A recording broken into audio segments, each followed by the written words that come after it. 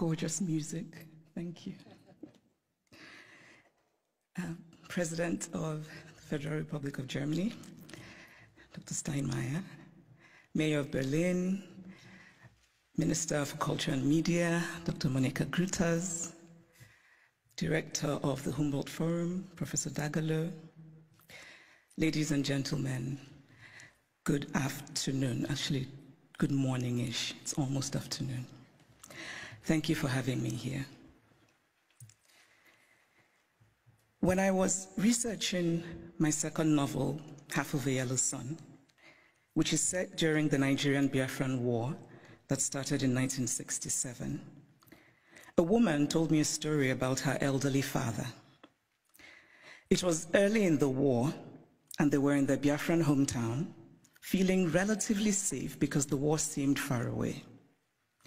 Then suddenly they heard the loud, terrifying sounds of bombing very close to them, and they knew that they had only minutes to leave their home and run into the interior for safety before the Nigerian soldiers arrived. The elderly father was a wealthy man, but the only thing he rushed to take with him was his ikenga, a piece of wood, a beautifully carved piece of wood. But it wasn't just a piece of wood. It was also the repository of spiritual meaning. The ikenga represented his chi, his personal spirit, as well as his ancestors, his guardian angels. I was struck by this story. This man, facing the possibility of never seeing his home again, chose the thing that mattered most to him. Of course, he cared about his material possessions, but he believed that those could eventually be replaced, while his ikenga was irreplaceable. There are ikengas in various museums all over the world today, and it is easy to forget as we stare and admire them behind cold and clinical glass barriers that these are objects that are religious, spiritual, sacred. Art lives in history, and history lives in art. Much of what we call African art are also documents. They tell stories. Some are literal in their storytelling, like the beautifully ornate Benin stool that was sent to the Oba of Benin by his people when he was exiled by the British, and which he looked at and immediately could deduce from the carvings the state of his British plundered land. Other sculptures and carvings are more metaphorical. They speak to the dignity of a people, to their worldview, to their aspirations. Some of the early Christian missionaries across the African continent were very keen on destroying African art. Carved African deities, which they told the Africans were just magic. I cannot help but wryly wonder what could be more magical than the story of a man who dies and then magically rises again, a man who also manages to magically give his body as bread. And I say this, by the way, as a newly returned Roman Catholic. The point is that belief systems vary, and as long as they feed the spiritual needs of a people, they're valid. We cannot be dismissive of a belief system merely because it is unfamiliar to us, just as we cannot be dismissive of a history because we are uncomfortable with it. So I'd like to tell a small story about a Nigerian woman who's married to a Belgian and has lived in Belgium for many years. She said once that she was shocked that her son, while being taught Belgian history, was taught nothing about Congo.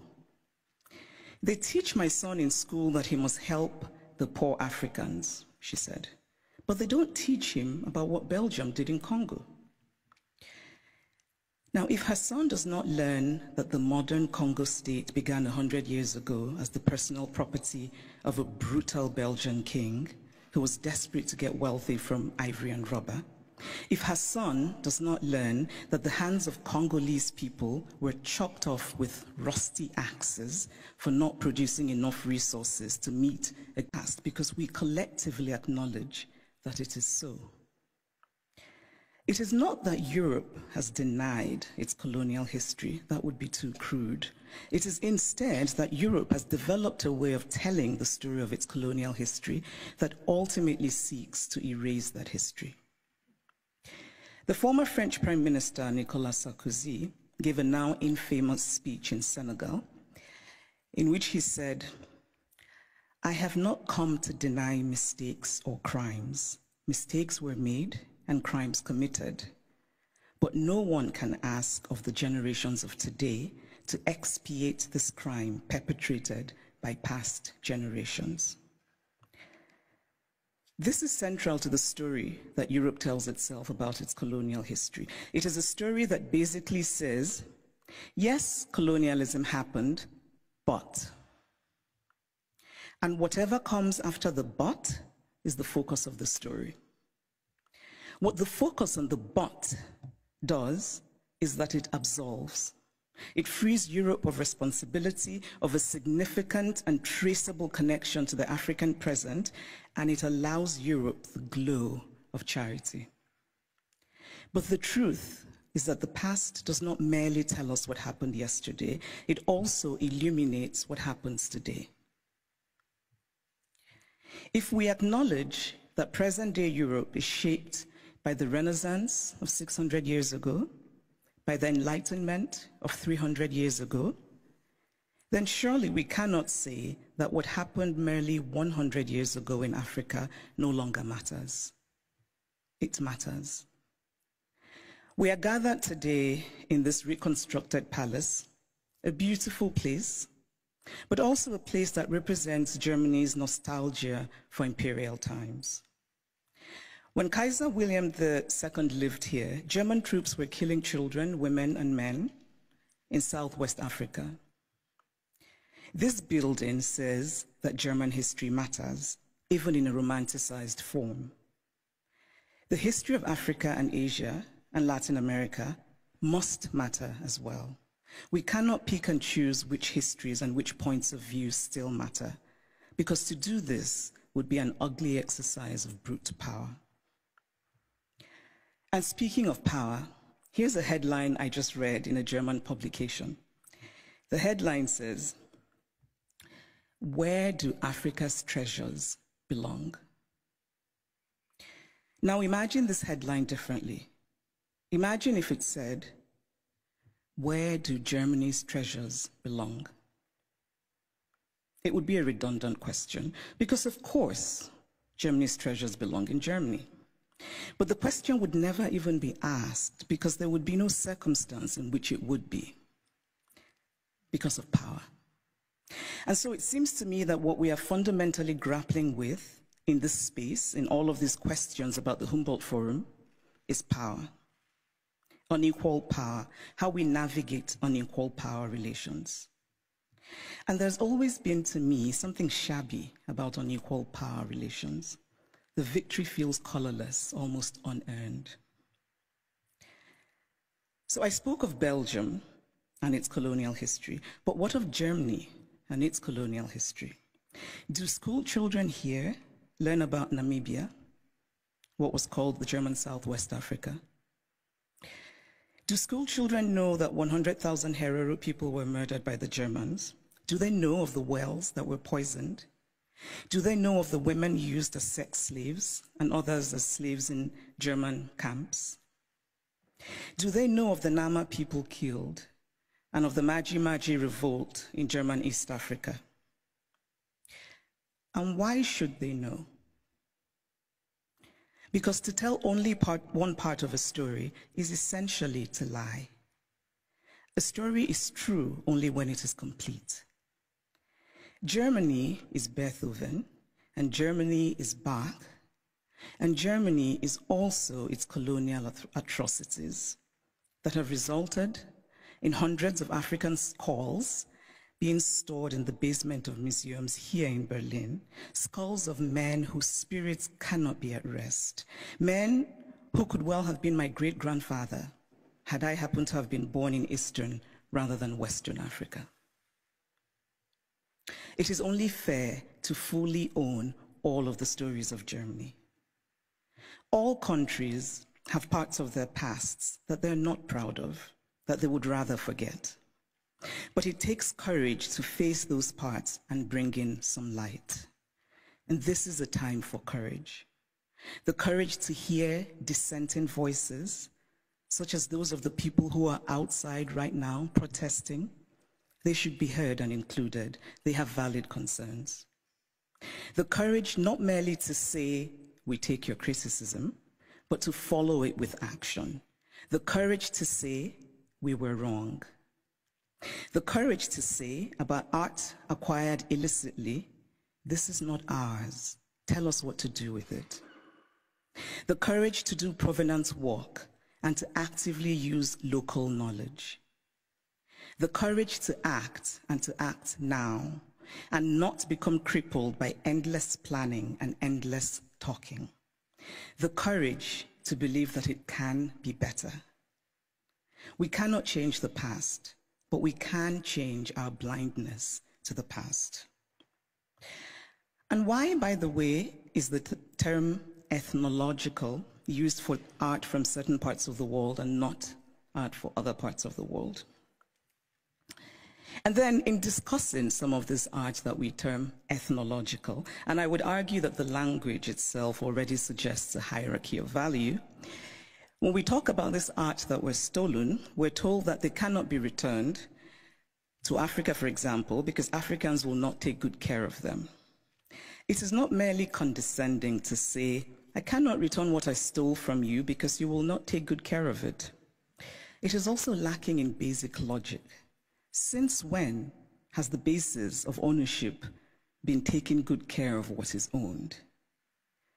This position is paternalistic arrogance of the most stunning sort.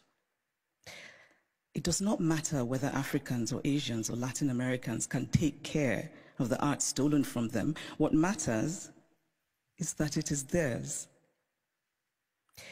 The brilliant Nigerian artist Victor Hikameno put it much better than I could, and in very Nigerian terms. He says, if I come and steal your wrapper, and I say I won't give you back your wrapper because you will not tie it properly around your waist, or you will not wash it well, and so the colors will fade, or this or that, all are irrelevant. The wrapper is mine, and I can do with it what I will. Give me back my wrapper because it is mine. The metaphorical wrapper, for those of you who are befuddled by wrapper, it's a piece of cloth, should be returned for the reason that Hikameno illustrates, which is respecting the property of others, but also because Europe has defined itself as a place of certain values: progress, liberty, fraternity, tolerance, individual rights, and most of all, the rule of law. A nation that believes in the rule of law cannot possibly be debating whether to return stolen goods. It just returns them.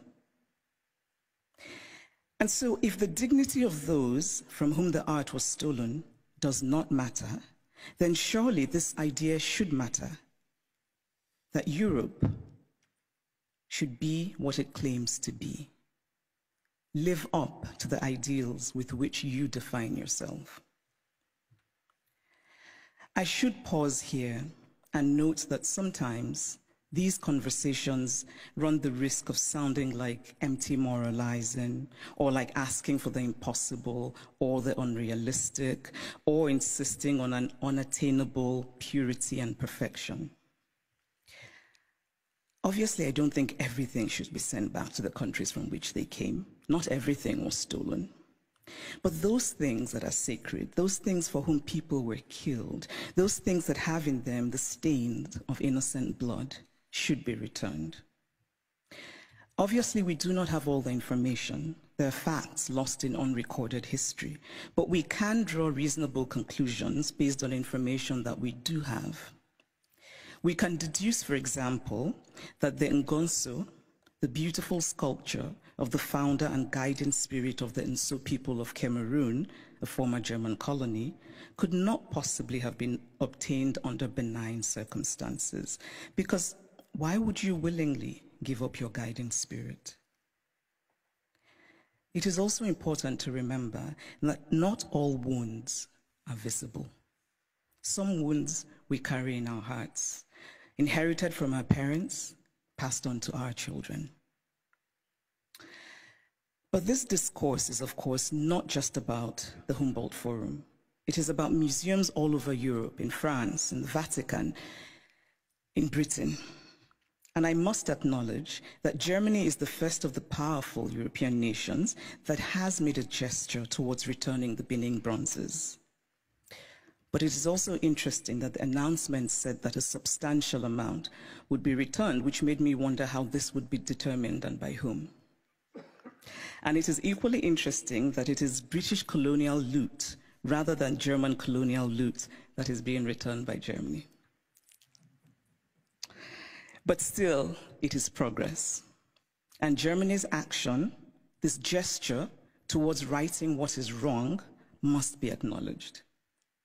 My acknowledgement of it is not to say that the work is done, but that the work has started, and that perhaps a place like the British Museum, and I know that Neil is here, which owns the majority of the Benin bronzes, might perhaps be inspired by the German decision, and that hopefully the British Museum will rethink, and that hopefully the British Museum will rethink its policy of retain and explain, which is unacceptable. So this is the Humboldt Forum. A forum usually implies, among other things, a space created for a free exchange of ideas.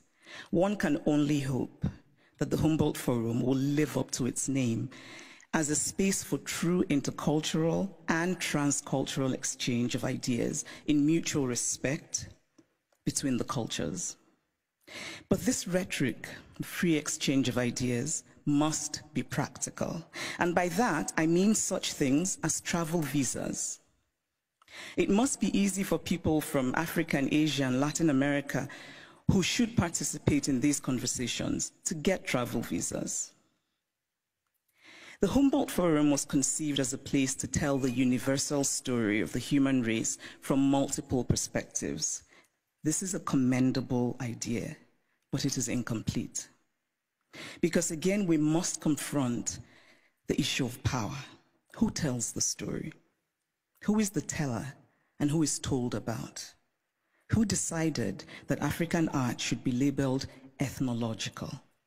Who has the right to exhibit the other?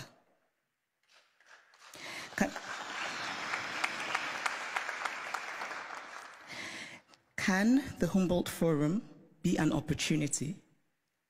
Can it become, among other things, a project of remembering, solemn, honest, mutual, and respectful?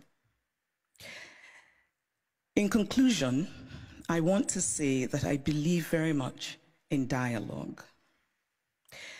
And I really believe that we can recreate the world by acting more courageously. To act with courage is to have concrete hope in a better future. We carve out a small space of the world, we shape and we reshape it, and in that way, small slice by small slice, we walk slowly, yes, but we walk on the path to real progress. Courage and hope are intertwined. Courage is an act of hope, and hope is born of courage. Acts of courage create hope, and there is nothing more essential to the human spirit than hope.